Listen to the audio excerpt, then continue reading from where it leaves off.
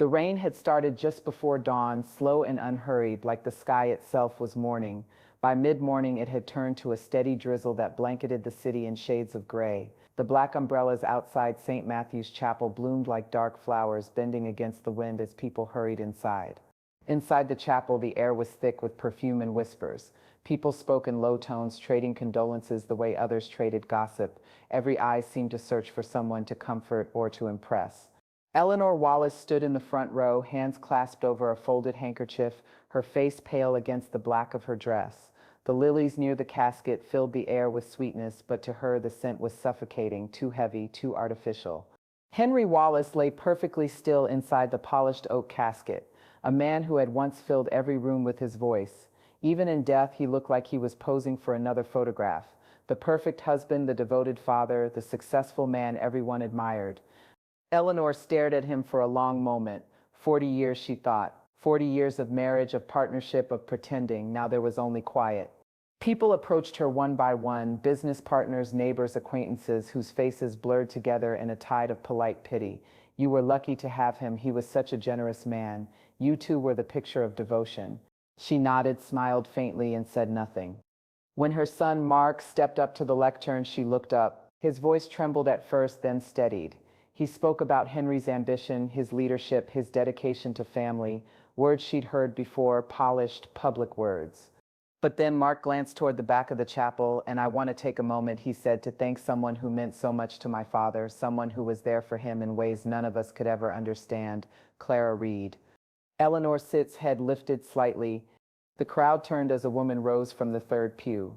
Tall, graceful, mid-40s perhaps, wearing a black hat with a thin veil that framed her delicate face. Clara Reed walked to the lectern, her heels clicking softly on the marble floor. Eleanor felt her stomach tighten. She knew that name, Henry's assistant of 15 years, the woman who had always been around. Clara Sitt's voice was smooth, tender, rehearsed. Henry was more than a mentor to me, she said. He was my best friend, my confidant, my family. The words hung in the air, delicate but heavy. People shifted in their seats. She continued, he taught me so much, not just about work, but about love, real love, the kind that stays with you even when the world falls apart. A ripple of confusion passed through the crowd. Eleanor's pulse thudded in her ears. Clara smiled faintly, tears glistening on her lashes. Henry always said love is the only legacy that matters. I still carry that with me for the rest of my life. The silence afterward was absolute. Mark looked uncomfortable, but not enough to intervene. The priest cleared his throat and returned to the pulpit, trying to recover the tone of sanctity that had been shattered. Eleanor sat very still, her hands trembling in her lap. Love, family. The words echoed like stones dropped into deep water. When the service ended, people filed past her, murmuring their sympathies again, pretending they hadn't just witnessed something strange and raw. Clara approached last, pausing just close enough for her perfume to linger, jasmine and arrogance. "I'll miss him," she said softly, meeting Eleanor Sipp's eyes. "He talked about you often." Eleanor Sipp's lips barely moved. "I'm sure he did." Clara's smile was polite, practiced, then she walked away, her heels fading against the stone floor.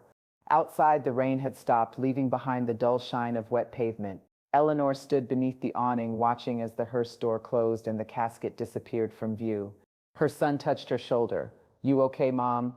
She looked at him, the man her boy had become, his face so much like his father's, his voice carrying the same confidence that used to comfort her. "I'm fine," she said quietly. "Go check on the others." He hesitated, then nodded and walked off. She stayed where she was, her eyes fixed on the departing car. Beneath the weight of her grief, something else stirred, small, sharp, and unfamiliar. Not rage, not sadness, something colder. The kind of knowing that comes only when illusions die.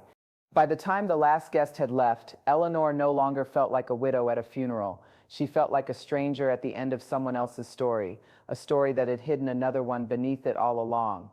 And for the first time in 40 years, she promised herself she would find out the truth, no matter how ugly it was.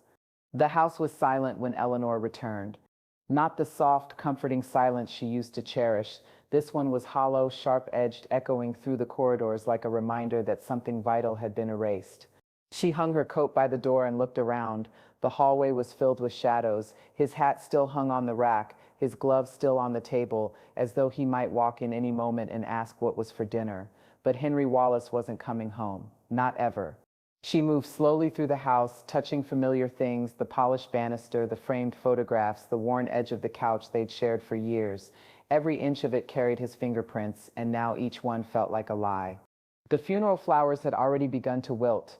Their petals sagged toward the tablecloth like bowed heads. She bent to gather them, but the scent, thick, cloying, made her stomach turn. She carried the bouquet to the kitchen, dropped it into the trash, and washed her hands until the perfume was gone. That night she couldn't sleep. She sat in the study, the fire burning low, staring at the safe Henry had always kept locked behind his desk. She knew the code, their anniversary. He'd once told her it was a symbol of trust. She almost laughed at the irony. When the door clicked open, the smell of old paper and ink filled the air. Inside were files, envelopes, and an old notebook tied with twine. She pulled it out and set it on the desk. The handwriting was his elegant, precise. The first page was dated 4 years ago, and there in black ink was the name she already dreaded seeing, Clara Reed. Her chest tightened. She turned the pages slowly. There were notes about business trips, financial transfers, investments under her name. Then something else, personal entries. Clara worries she's not enough. Told her she's the only woman who's ever understood me. Dinner at her apartment. She's scared of being seen with me in public. I told her patience will be rewarded. Eleanor stopped reading. The words swam before her eyes. She sat back, the firelight flickering across her face. 40 years of devotion erased in a few lines of ink. Her whole marriage reduced to an illusion built on secrecy. When she finally rose, dawn had already touched the edges of the window. The world outside was pale and indifferent. By noon, Mark arrived. He looked tired, rehearsed, the kind of face that avoids confrontation. The lawyer called. He said quietly, "They Citra ready to read the will." Eleanor nodded. "Then let Sitz go." The law office smelled of coffee and leather, polished, impersonal. Mr. Decker, their family attorney, greeted her with forced warmth. Clara was already there, dressed impeccably in gray, her expression a portrait of modest composure. Eleanor sat across from her, hands folded in her lap. Mr. Decker adjusted his glasses. As per Henry Wallace Sith's final testament, the majority of his estate, including the business shares, the lake house, and primary residence, is to be transferred to Miss Clara Reed. The words fell heavy and slow, each one landing like a blow. Eleanor didn't move, didn't speak.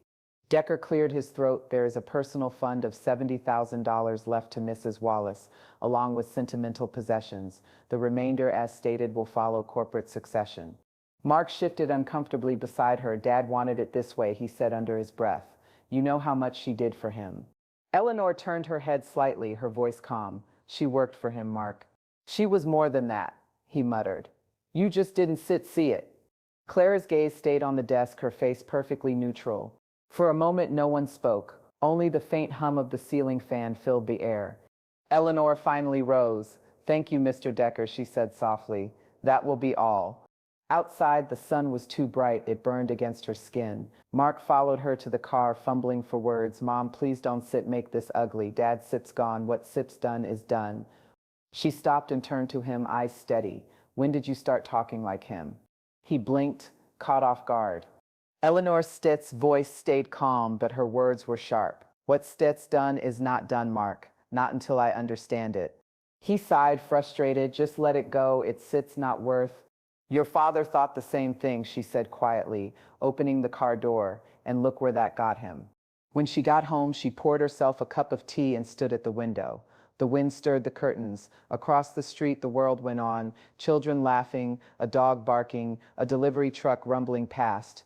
She felt detached from it all, like a ghost watching a life she no longer belonged to. Then, almost unconsciously, she walked back to the study. The notebook was still on the desk, its pages waiting. She opened it again, scanning the lines until she reached the last entry, dated 2 weeks before his death. "I've made my choice. Clara deserves everything. Eleanor will understand. She always does." Eleanor's fingers tightened around the page until it tore. For the first time since the funeral, she cried, not loud, not broken, but quiet, deliberate tears that came from someplace deep. It wasn't Stet, just Henry, who had died. It was the woman she had been beside him. When the last tear fell, she closed the book and whispered to the empty room, "You were wrong, Henry. I finally understand, and I still make sure everyone else does too." And with that, Eleanor Wallace, widow, wife, and ghost, began to come back to life. Grief is supposed to fade with time, that's what people say.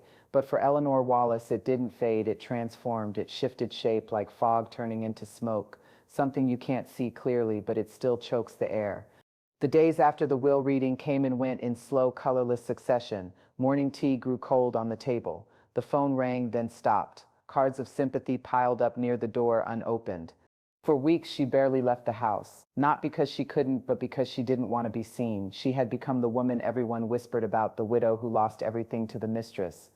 The house, once alive with noise, business calls, the smell of Henry's cologne, now felt like a museum to a man she never really knew. Each room carried a different ghost. His study with the half-empty decanter still on the sideboard.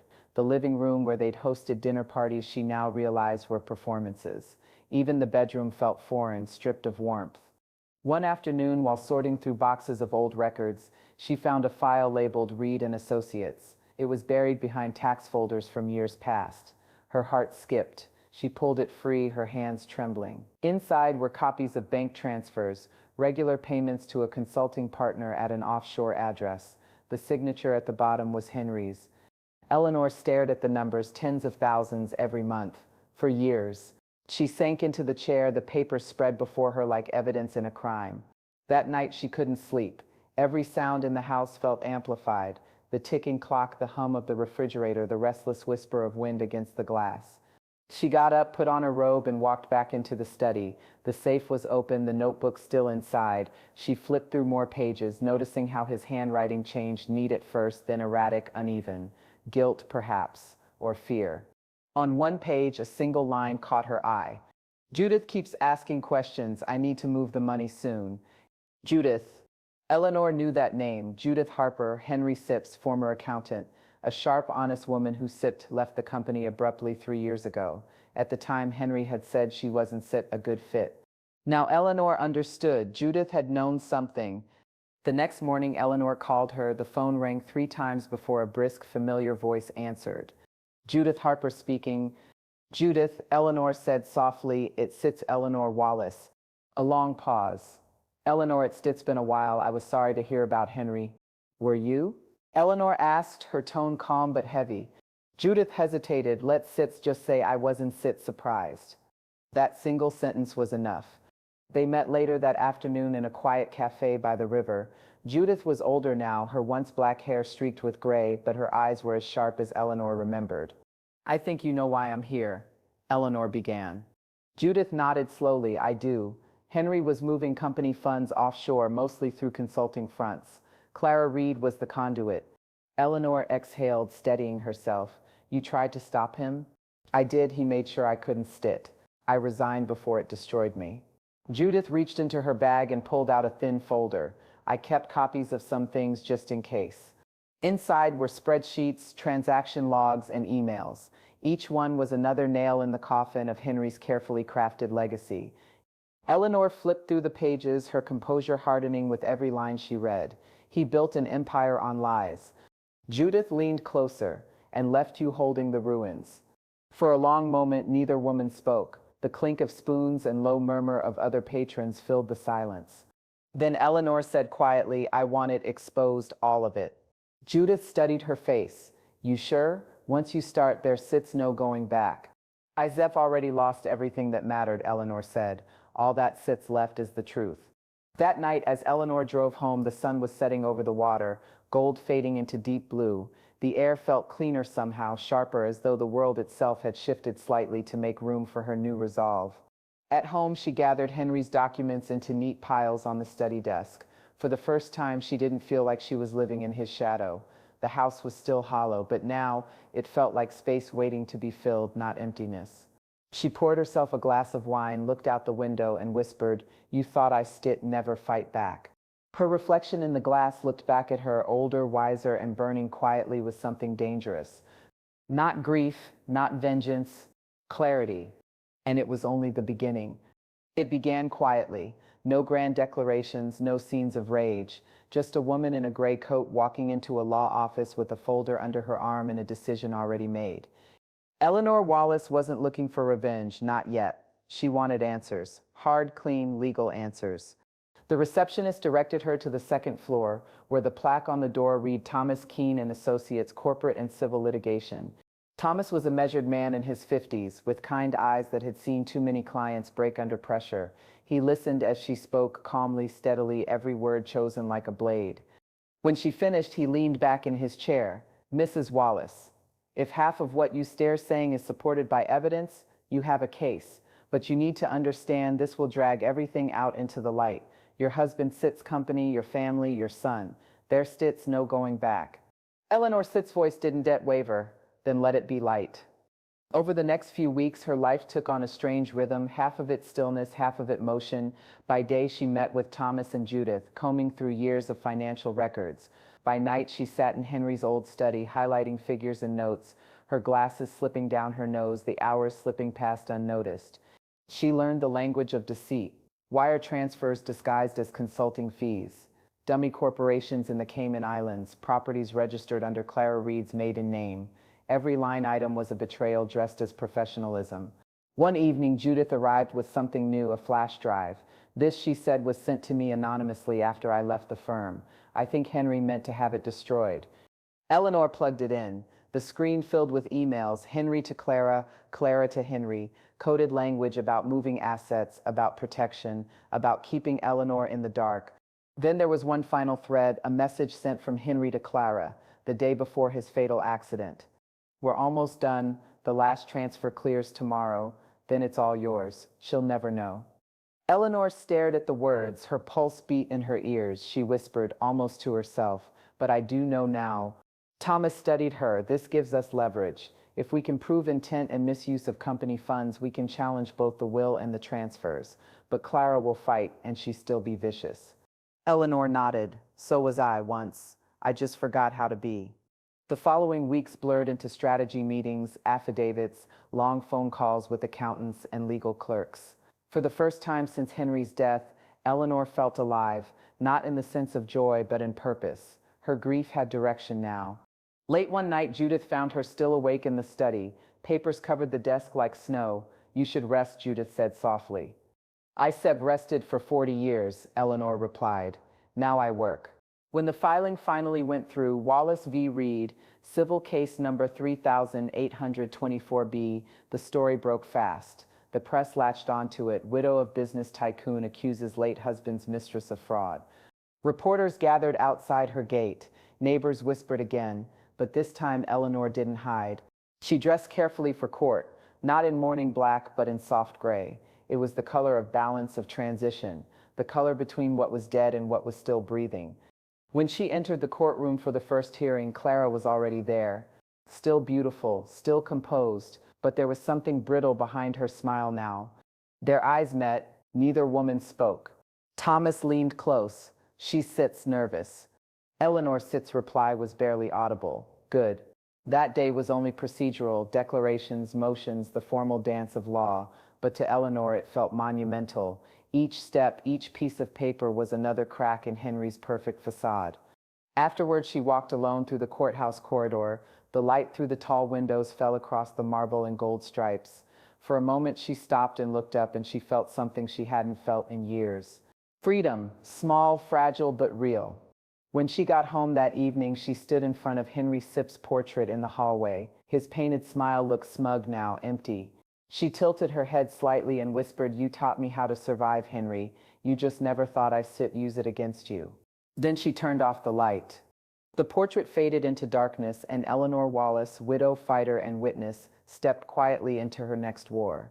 The courthouse was colder than Eleanor expected, not from the air conditioning, from the stairs, the murmurs, the quiet hum of anticipation that fills every room where the powerful are about to be exposed. By the second week of the trial, the case had become a small storm of attention. Local newspapers ran the story daily, and business reporters called it the scandal behind the Wallace fortune. People whispered her name in hallways now, but not as a widow, as a fighter. Eleanor sat beside her lawyer, Thomas Keene, her posture steady, her gaze fixed ahead. Across the aisle sat Clara Reed, the woman who had stood at Henry's funeral and called him the love of her life. Today she looked smaller. Her confidence, once effortless, now carried strain around the edges. The judge, a gray-haired woman with a voice like tempered steel, called the courtroom to order. Let's proceed, she said. Thomas stood, adjusting his papers. Your Honor, the plaintiff will demonstrate that the late Henry Wallace used company assets to create shell entities transferring funds to Miss Clara Reed under the guise of consulting fees. This constitutes fraud and misuse of corporate capital and directly affects the validity of the will. Eleanor's eyes stayed fixed on the polished wood of the table before her. Her heart was calm now, not racing, not fearful, just still. Then came Judith Harper, called to the stand. Her voice was clear, deliberate. I handled Mr. Wallace Sisters accounts for 13 years. When I questioned irregular payments to a third party, I was dismissed. I later confirmed those funds were routed through international holdings and landed in Miss Reed Sipp's accounts. Do you have proof? Thomas asked. Judith lifted a small folder. Every transfer is here, signatures included. Clara's lawyer objected, called it speculative, but the judge overruled. The documents were admitted into evidence. As Judith stepped down, Clara Sipp's lawyer rose, his tone smooth and defensive. Your Honor, Miss Reed was in a professional relationship with Mr. Wallace. Any financial arrangement was consensual and transparent. Thomas waited, then stood again. Then why hide the transfers under 3 shell corporations and list them as if foreign logistics set? Clara shifted uncomfortably. The next witness was a junior accountant from the Wallace firm. He confirmed Judith Sitt's claims and added almost nervously, we were told not to ask questions. Mr. Wallace said the files were above our clearance. Each testimony chipped away at Henry's legacy. Piece by piece, the myth of the perfect man began to crumble. When Clara finally took the stand, the room fell silent. Cameras clicked. Reporters leaned forward like vultures scenting blood. She adjusted her jacket, her face pale under the fluorescent lights. Miss Reed, Thomas began, how long were you employed by Mr. Wallace? 15 years, she said. And during that time, would you say your relationship was strictly professional? A pause. Mostly. A murmur rippled through the courtroom. Mostly, Thomas repeated. Could you clarify that for the record? Clara hesitated. We were close. Emotionally, but it didn't still affect business. Thomas leaned closer. Miss Reed, you received over $6 million in undisclosed payments over 8 years. Do you consider that business? Her lawyer objected, argumentative, but the judge allowed the question. Clara Sitt's eyes darted toward the gallery. The composure she Sitt carried for years was fracturing in real time. He wanted to make sure I was secure. He said he owed me that. Owed you what? She didn't answer. Thomas stepped aside. No further questions. But then the judge turned her gaze to Clara. Miss Reed, the court requires clarity. What did Mr. Wallace owe you? The silence stretched. Clara Sipp's throat moved as she swallowed. Then she whispered, he promised he leave her. He said the company would be ours. Gasps broke through the room. Eleanor sat still, hands folded in her lap, her expression unreadable. The judge struck her gavel. Order. When the courtroom settled again, Thomas said softly, Your Honor, the plaintiff rests. Eleanor barely heard the rest of the proceedings. Her mind was far away, not in the courtroom, but in the years she had spent beside Henry, cooking his meals, hosting his clients, defending his character. Every smile, every thank you, every I couldn't have done it without you, they echoed now with new meaning. By the time the judge read her verdict weeks later, Eleanor had already grieved the man she thought she'd married twice over. The ruling was clear. All assets wrongfully transferred to Clara Reed were to be seized and restored to the Wallace estate. The will, deemed compromised by fraud, was invalidated. Clara's eyes filled with tears, not from sorrow but humiliation. The press would devour her story for months. As the courtroom emptied, Eleanor stood, her breath steady. Judith approached, smiling faintly. You did it. Eleanor nodded once. No, the truth did. Outside, the air was sharp and clean. Reporters called her name, but she didn't stop. She walked down the courthouse steps slowly, one hand on the railing, her heels striking the stone with quiet authority. That night, back at the house, she sat by the window, the verdict letter open on her lap. In the darkness, she whispered, You took everything, Henry, but in the end, you gave me something back, myself. Then she blew out the candle beside her, and for the first time since his death, the silence in the house felt peaceful. Victory doesn't feel like celebration. It feels like silence. The morning after the verdict, Eleanor woke before dawn. The house was still, filled with that peculiar quiet that follows a storm, not peace exactly, but absence, the kind of calm that settles when everything that could break has already broken. She made tea, the way she always had, but it tasted different. The same leaves, the same water, yet somehow it no longer carried the bitterness she'd grown used to. The newspapers had already arrived. She didn't need to read them. The headline would be predictable. Widow wins against mistress. Henry Wallace sists empire exposed. Eleanor didn't want to see her name in print anymore. For months it had belonged to other people, lawyers, reporters, strangers hungry for drama. Now she wanted it back. She sat in the kitchen and stared at the soft light spilling across the tiled floor. For the first time in months, she noticed the warmth of it, the way the sunlight turned the edge of her teacup gold, the way the world went on, indifferent yet somehow welcoming. The phone rang around 8. It was Judith. They froze all of Clara Sitt's accounts, she said. The judge ordered a full audit. She still likely faced charges. Eleanor didn't respond right away. She traced a finger along the rim of her cup, thinking, good, she said at last. Let the system handle her. I've already done my part. There was a pause. Judith Sitt's tone softened. You sound different. I feel different. Judith smiled. So what now? Eleanor looked around the room, the walls, the furniture, the faint scent of Henry's cologne still clinging to the wood. I think I'll sell the house, she said. 2 months later, she did. The process was slow. 1,000 small goodbyes hidden in every drawer, every framed photo, every echo of laughter that still lingered in the hall. But she did it. She packed away what was worth keeping, her books, her mother's china, her wedding album, and left the rest for the auctioneers. When she closed the door for the final time, she didn't look back. Her new home was a small cottage near the coast, quiet, surrounded by wildflowers and salt air. The first night she slept there, she dreamed of waves, not crashing but rolling, steady and endless. Each morning she walked along the shoreline with her shoes in hand, the sand cool beneath her feet. It became a ritual, her new kind of prayer. The past was still there, like footprints behind her, but it no longer followed. A few weeks later, Judith came to visit. She brought a bottle of wine and a stack of papers. Final transfers, she said, setting them on the table. Everything sets back in your name. Eleanor signed them without much thought.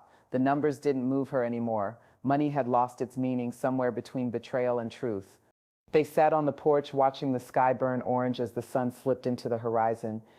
You could rebuild everything, Judith said. The company, the investments. Eleanor shook her head. I'm done building things that don't feed the soul. Judith smiled softly. Then what will you do? I'll learn how to be someone who doesn't need saving, Eleanor said. Not from grief, not from love, not from herself. The wind picked up, carrying the scent of salt and lavender. The gulls called overhead, circling the cliffs like echoes of freedom. When Judith left later that evening, Eleanor stood outside long after her car disappeared down the winding road. The stars began to emerge one by one like quiet witnesses.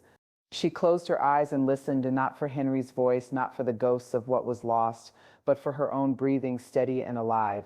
She thought of the decades she had spent defining herself by someone else's presence.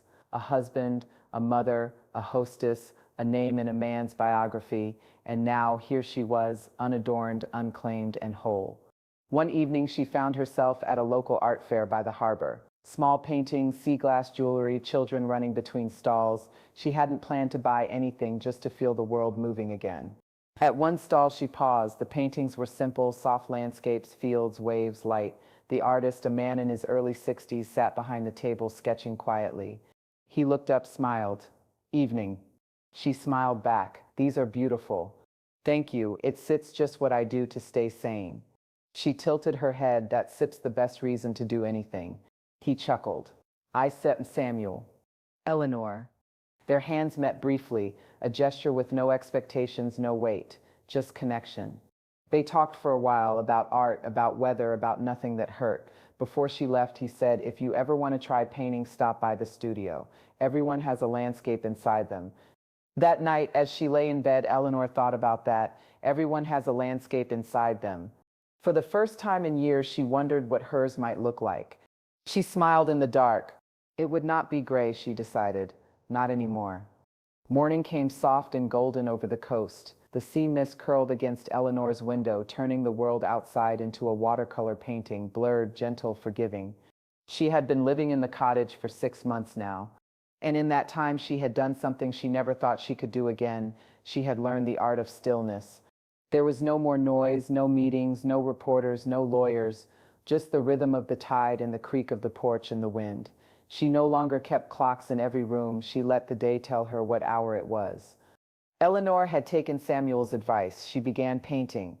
At first, it was just an escape, a brush, a blank canvas, and colors she hadn't touched since youth. But soon it became something else entirely.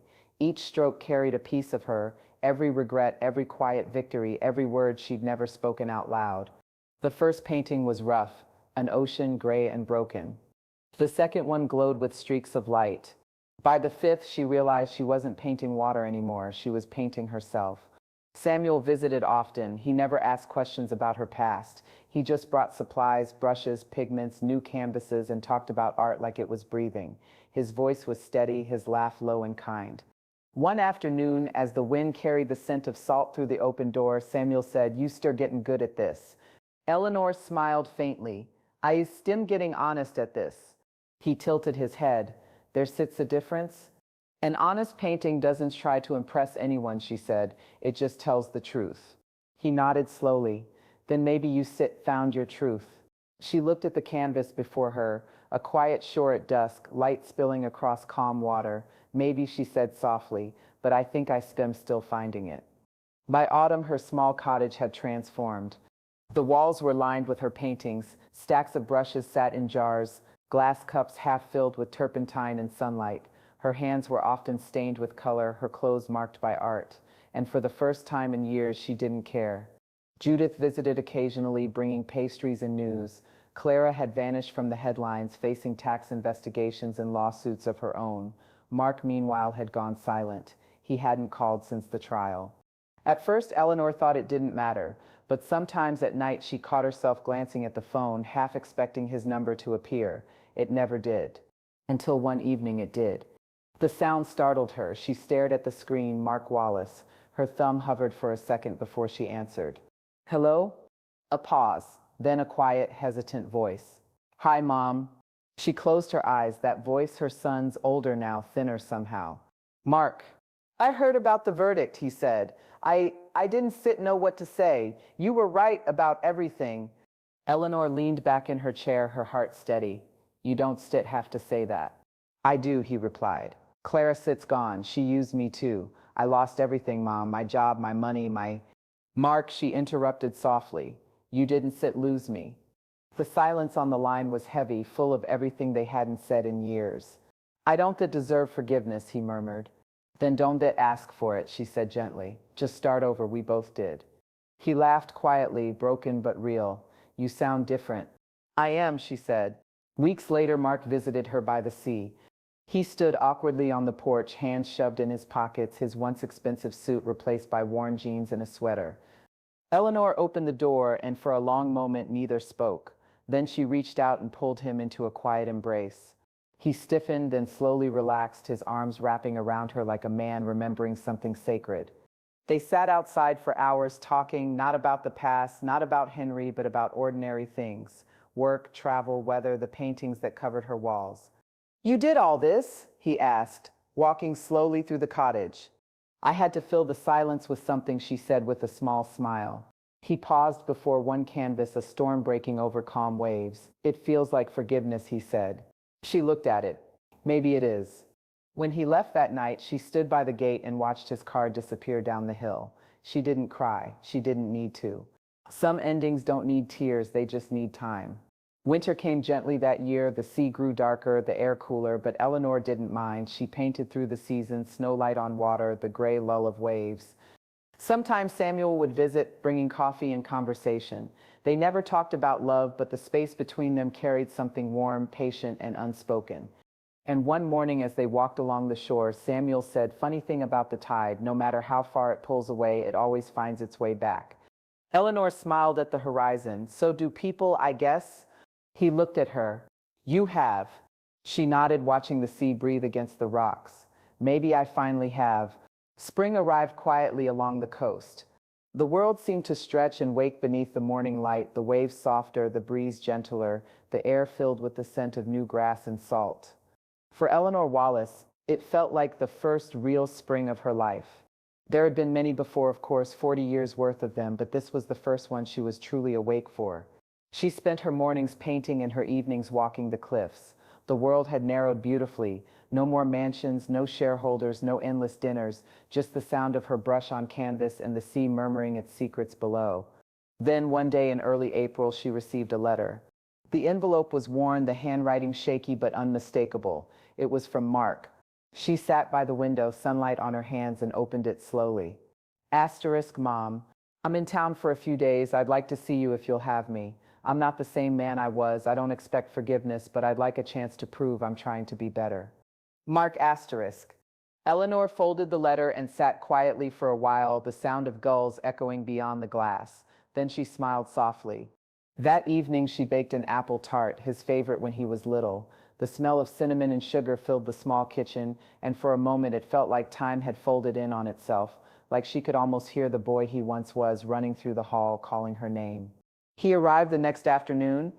The knock on the door was gentle, hesitant. When she opened it, she saw a man who looked older than his years, humbled, quieter, carrying the kind of exhaustion that comes from remorse. Hi, Mom, he said almost shyly. Come in, she replied, her voice soft but sure. He stepped inside, looking around at the small cottage. Yusep made it beautiful. It sits honest, she said. He smiled faintly. Yeah, I can see that. They sat at the table. The tart sat between them, warm, fragrant, untouched. For a moment, neither spoke.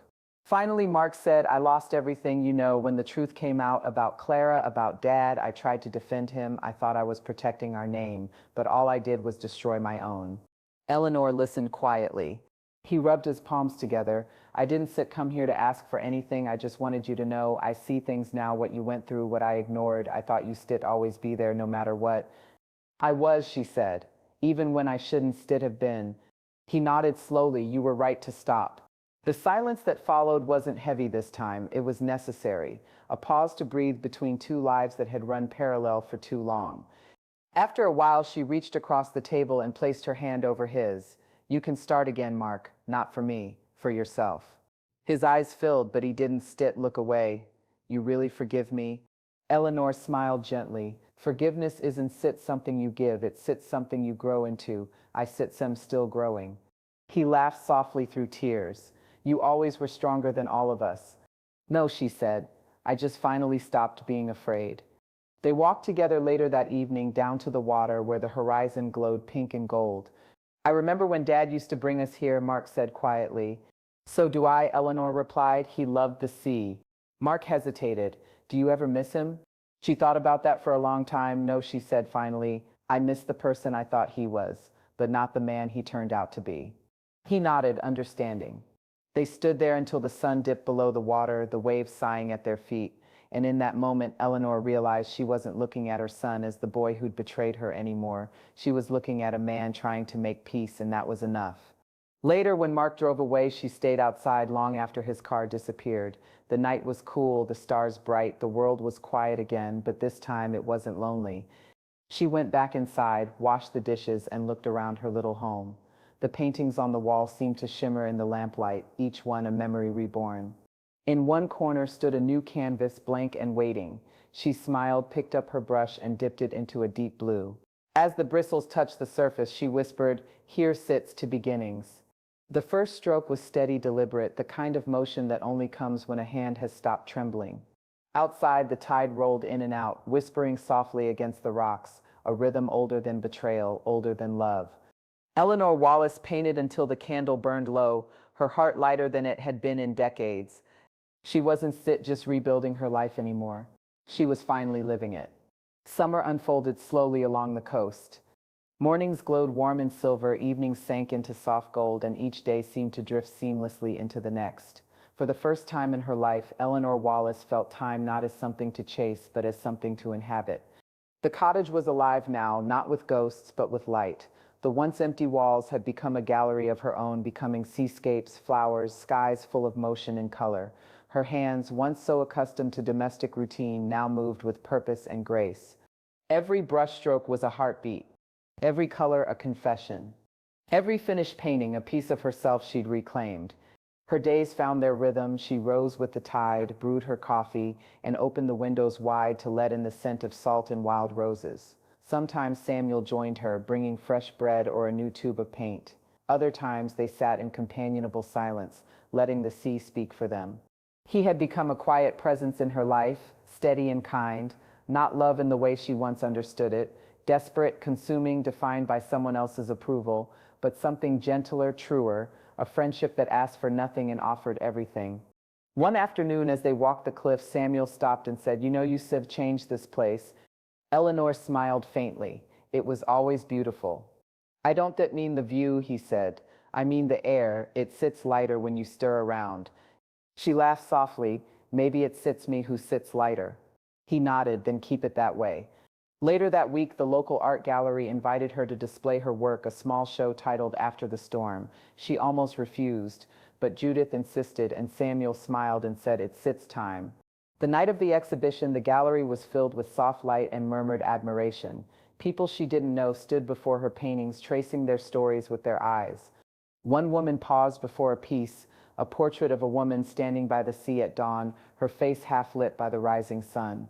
"There sips something powerful about her," the woman said, "like she sips finally free."